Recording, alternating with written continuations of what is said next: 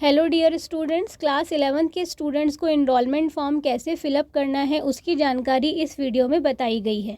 तो सबसे पहले आप देख रहे हैं आवेदक का प्रकार। तो यहाँ पर आप देख रहे हैं एक ऑलरेडी भरा हुआ है, नंबर 1। तो ये नियमित विद्यार्थियों के लिए है, आपको यहाँ पर कोई भी जानकारी नहीं भरना है, ऑलरेडी नियमित के लिए 1 फिलअप है। नेक्स्ट आप देख रहे हैं मध्य प्रदेश के मूल निवासी, तो यहाँ पर सभी को हाँ लिखना है। फिर नेक्स्ट आप देख रहे हैं CWSN कोड, तो ये दिव्यांग विद्यार्थियों के लिए होता है। तो यहाँ पर आपको कुछ भी फिलअप नहीं करना है, इसको ब्लैंक रहने देना है। अगर किसी विद्यार्थी ने 10th class CBSE ICSE other board से पास की है तो उनको यहाँ पर ये जानकारी भरनी है। सबसे पहले आपको यहाँ पर ईयर भरना है 10th का, उसके बाद में आपको यहाँ पर परसेंटेज लिखने हैं और फिर यहाँ पर आपको फर्स्ट सेकंड ग्रेड जो भी आपका बना है वो यहाँ पर फिलअप करना है। नीचे आपको रोल नंबर लिखना है 10th का और बोर्ड नेम में आपको CBSE ICSE जो भी बोर्ड से आपने 10th की है वो फिलअप करना है। ये जानकारी सिर्फ वही विद्यार्थी भरेंगे जिन्होंने अदर बोर्ड से 10th क्लास पास की है। MP बोर्ड के विद्यार्थियों को यह जानकारी नहीं भरनी है। नेक्स्ट आप लोग देख रहे हैं यहाँ पर आवेदक का पूरा नाम।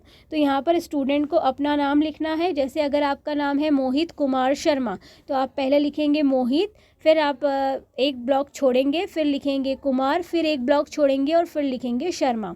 तो इस तरीके से आपको अपना नाम लिखना है। फादर नेम और मदर नेम भी इसी प्रकार आपको लिखना है। यहाँ पर आप ध्यान रखिए, फादर नेम और मदर नेम में श्रीमान, श्रीमती, मिस्टर, मिसेस कुछ भी नहीं लगाना है और डायरेक्ट आपको नेम लिखना है।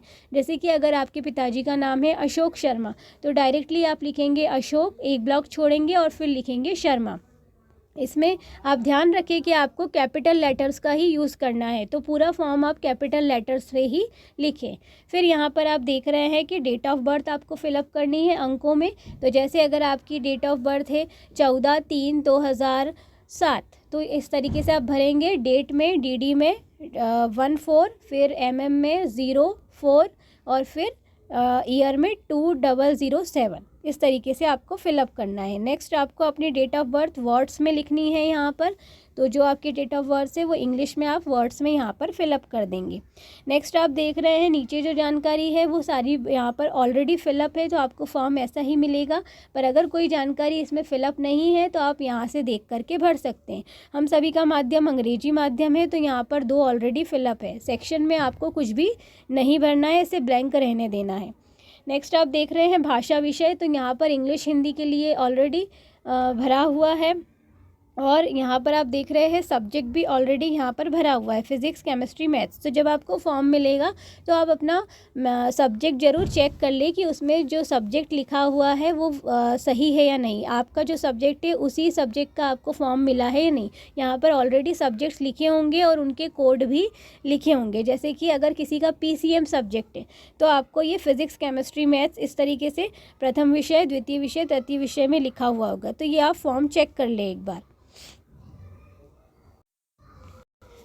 अगर किसी विद्यार्थी का PCB सब्जेक्ट है तो इस तरीके से आप देखिए, प्रथम विषय में फिज़िक्स, द्वितीय विषय में केमिस्ट्री और तृतीय विषय में बायोलॉजी लिखा हुआ होगा। तो आप चेक कर लें कि आपका जो फॉर्म है उसमें सही सब्जेक्ट फिलअप है या नहीं है। ठीक है, जो आपका सब्जेक्ट है वो फिलअप है या नहीं है। इसी तरीके से अगर कॉमर्स का विद्यार्थी है तो उसका आप देखिए, अगर आपका कॉमर्स प्लस मैथ्स है तो इस तरीके से प्रथम विषय में अकाउंट, द्वितीय विषय में बिजनेस और तृतीय विषय में मैथ्स लिखा होना चाहिए। तो अगर आपका कॉमर्स प्लस मैथ्स है तो इस तरीके से यहाँ पर आपको लिखा हुआ मिलना चाहिए। तो आप एक बार अपना सब्जेक्ट चेक कर ले फॉर्म में। और इसके बाद में अगर जैसे मान लीजिए कि आपका कोई अदर सब्जेक्ट है, अगर आप का कॉमर्स प्लस इकोनॉमिक्स है तो इस तरीके से अकाउंट, बिजनेस और इकोनॉमिक्स होना चाहिए।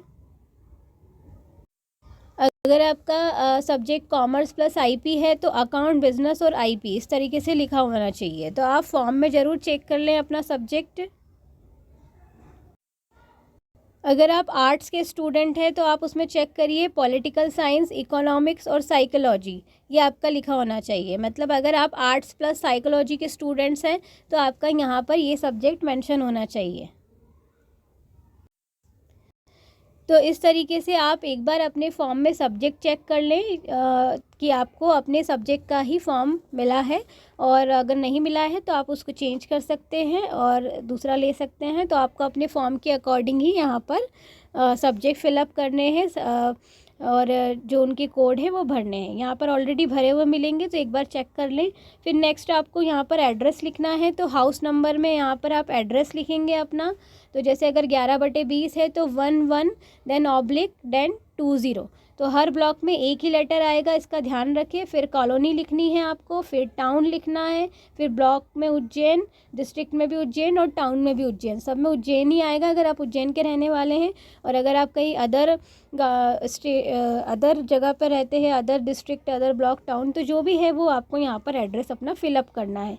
नेक्स्ट आप यहाँ पर देख रहे हैं फ़ोन नंबर, तो जो आपका एक्टिव फ़ोन नंबर है वो यहाँ पर आपको फिलअप करना है, जो नंबर एक्टिव है।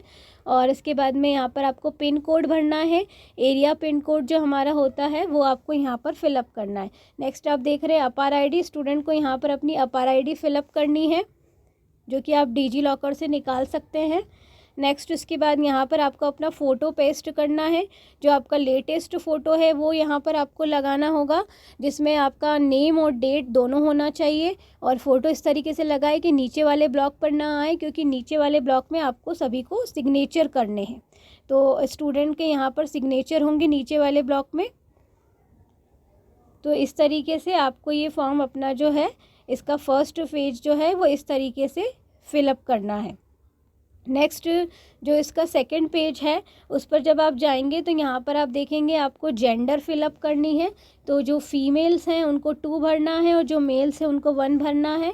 और यहाँ पर आपको जाति भरनी है अपनी, अनुसूचित जाति, अनुसूचित जनजाति, पिछड़ा वर्ग, सामान्य वर्ग, तो जो भी आपकी जाति है वो यहाँ पर आपको भरनी है।